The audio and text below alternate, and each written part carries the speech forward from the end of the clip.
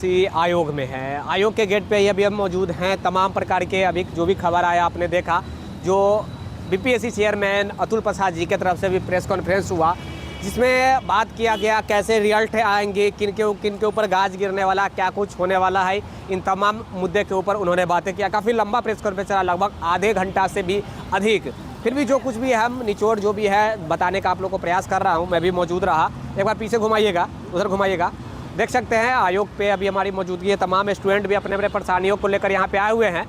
सबसे पहले हम बातें करेंगे, आपको बीपीएससी चेयरमैन अतुल प्रसाद जी की तरफ से जो बातें किया गया है आप देखेंगे। हम टीआरई 1 से बात करेंगे। टीआरई 1 में आपको याद होगा जो प्रश्न को लेकर जो चैलेंज किए थे कि हमारा यहाँ पे ये गलत है, तो यहाँ पे ये गलत है, तो एक मतलब कारण बताओ नोटिस आयोग की तरफ से जारी किया गया था कि जो लोग गलत दिए हैं बयान या फिर गलत जो चैलेंज किए हैं उनके ऊपर कानूनी कार्रवाई किया जाएगा। ऐसा आया था एक बयान जिसमें 441 आई थिंक, जहाँ तक मेरे नॉलेज में है, कैंडिडेट था। आप तो खैर जानते ही हैं। तो उस वक्त जो कारण बता नोटिस आया था तो सारे लोग डर गए थे। उसके बाद माहौल ठंडा आ गया तो सारे लोग को लगा कि ये मैटर अब खत्म हो गया, लेकिन नहीं, अब ये मैटर और हाईलाइट हो गया है। इसलिए क्योंकि आज जिस प्रकार का बीपीएससी चेयरमैन अतुल प्रसाद जी का बयान आया है उससे यही स्पष्ट हो रहा है कि जितने भी लोग, चाहे मैं बात करूँ टीआरई 1 का या फिर टीआरई 2 का, गलत यानी कि बिना ऑथेंटिक जानकारी के, बिना कोई प्रूफ के अगर वो चैलेंज किए थे तो उन लोगों के ऊपर कानूनी कार्रवाई किया जाएगा और कम से कम 1 साल मैक्सिमम 5 साल के लिए उन लोगों को बैन किया जाना है। ये आप लोग जानते हैं, प्रथम बात। द्वितीय बात कि जो स्कॉलर पिछले बहाली में बैठे थे टीआरई 1 में या फिर टीआरई 2 में, अभी जो बैठे हैं टीआरई 2 में, आप देखेंगे कि बहुत सारा स्कॉलर स्टूडेंट बैठे थे। तो उन लोगों के देखिए, हम रिजल्ट के ऊपर भी बातें करेंगे, उन लोगों के ऊपर भी बड़ी कार्रवाई होने वाला है लाइफ टाइम के लिए। वैसे स्टूडेंट जिनके सीट पर स्टूडेंट स्कॉलर बैठे तो वैसे स्टूडेंट को लाइफ टाइम के लिए बीपीएससी से आउट कर दिया गया है, प्रथम बात। द्वितीय बात कि जो स्टूडेंट बैठे हैं, अगर वो स्टूडेंट है भी नहीं, भविष्य में बीपीएससी में बैठना चाहते हैं या नहीं चाहते, उनके ऊपर भी कानूनी कार्रवाई हो रहा है। इसलिए मैं बोल रहा हूँ क्योंकि एक तो उनको लाइफ टाइम वंचित किया जाएगा बीपीएससी से, साथ ही उसके ऊपर कानूनी कार्रवाई किया जाएगा, उनको जेल भी हो सकता है। मतलब ये सब जो है ये सख्ती बढ़ता गया है, मैं ये कह सकता हूँ सख्ती बढ़ता गया। अब एक प्रश्न आप लोग के बीच होगा कि रॉ नंबर वाला का क्या होगा, सबसे बड़ा प्रश्न, साथ ही जो सब्जेक्ट कम्बिनेशन का मैटर। तो रॉ नंबर के लेकर जो उन्होंने कहा है, जिस प्रकार का बयान आया है, वो तो कभी भी क्लियर बात नहीं बताते हैं। अब तो पिछले टीआरई 1 से आप देख रहे हैं कि साराना अंदाज में बोलते रहते हैं कि जिसने दर्द दिया है वही दवा देगा। आपको याद होगा बीएड वर्सेस डीएड का जब मुद्दा था सुप्रीम कोर्ट में, तो उन्होंने बताया था वही मैटर अभी भी साराना अंदाज में है। साराना अंदाज में इसलिए साराना अंदाज बोल रहा हूँ क्योंकि जो लोग ओएमआर में गलती कर चुके हैं उनके बारे में क्लियर नहीं बताया गया, बट इतना तो जरूर क्लियर कर दिया गया है कि इस बार बड़ी कम परेशानी हो रही है टीआरई 1 की अपेक्षा। टीआरई 1 में आप देखेंगे तो बड़े पैमाने पर परेशानियाँ हुआ था क्योंकि सैकड़ों की तादाद में स्टूडेंट जो है वो ओएमआर में गलती कर दिए थे। इस बार बड़ी कम ऐसा है। आपको मैं पिछले बार भी बताया था लगभग 4500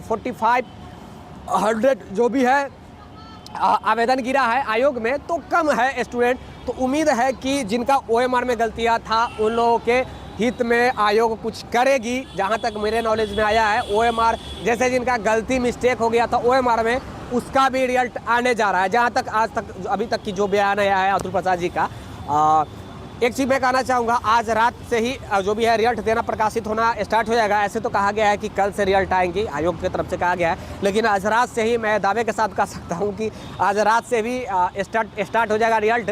क्योंकि पिछले बार टीआरई 1 में भी आप देखे होंगे, क्योंकि टीआरई 1 में जो भी प्रेस कॉन्फ्रेंस में कहा गया था कुछ और कि अभी समय लगेगा 1-2 दिन, लेकिन हुआ था क्या कि उसी दिन से रात से ही रिजल्ट प्रकाशित होना स्टार्ट हो गया था। तो अभी भी कहा गया है कि कल से रिजल्ट आएंगे, लेकिन आज से ही रिजल्ट आना स्टार्ट हो जाएगा। Headmaster first of all, second में आपको 6 to 8 की देखने को मिल सकता है। उसके बाद 9, 10th, 11, 12 देन 1 to 5 का देखने को मिल सकता है। मैं ये सब कुछ इसलिए बता रहा हूँ, ये तो सारा कुछ जो है मैं इसलिए बता रहा हूँ क्योंकि ये जो बिहार शिक्षक बहाली जब से स्टार्ट हुआ है, टीआरई 1 का भी कुछ एक्सपीरियंस है। मैं ये इसलिए बातें बोल रहा हूँ, टीआरई 1 का भी यहाँ पे कुछ एक्सपीरियंस है।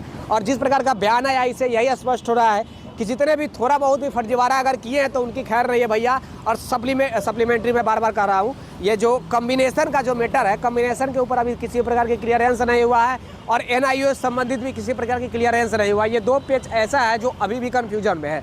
आयोग में बातें करने के बाद भी ये क्लियर नहीं हो रहा है कि वाकई में सब्जेक्ट कम्बिनेशन वाले के साथ क्या होगा, NIOS वालों के साथ क्या होगा। लेकिन उम्मीद है कि NIOS, जैसा कि थोड़ा सा मुझे जानकारी मिला है कहीं आसपास से, जो भी है आयोग से ही, कि शायद दिया जा सकता है NIOS का, इसलिए क्योंकि बहुत सारे NIOS कैंडिडेट ऐसे हैं जो रेगुलर 24 मंथ डाल दिए हैं, 2 साल डाले हैं और रेगुलर में कर दिए, टिक कर दिए हैं। आपको याद होगा कि BPSC की तरफ से एक ऑप्शन दिया गया था, रेगुलर है, NIOS है, आपको टिक करना था, डिटेल भरना था, आपका सेशन क्या है, आप कब से कब आपने ट्रेनिंग किया, डीलेट किया, आपका जो भी है, जो सर्टिफिकेट इशू डेट क्या रहा, मतलब तमाम प्रकार के डिटेल मांगा गया। तो बहुत सारे NIOS वाले थे वो जानबूझ के डाल दिए क्या चीज़ में, तो रेगुलर डीलेट में डाल दिए। इसलिए डाल दिए हैं बहुत सारे कैंडिडेट क्योंकि वो जान रहे थे कि NIOS को आउट सुप्रीम कोर्ट ने जब कर दिया है तो होना ही है, तो गलत बहुत लोग डाल दिए। तो इसी के लिए ऐसा खबर आया। मैं इसके ऊपर ऑथेंटिक जानकारी नहीं दे सकता, इतना जानकारी मिला है कि हो सकता है कि NIOS के भी रिजल्ट आ जाए,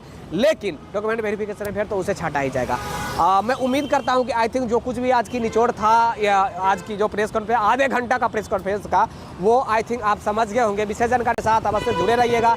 सहयोगी कैमरा पर्सन राजेश राज के साथ मैं हूं विकी गोयल, BPSC कार्यालय। धन्यवाद।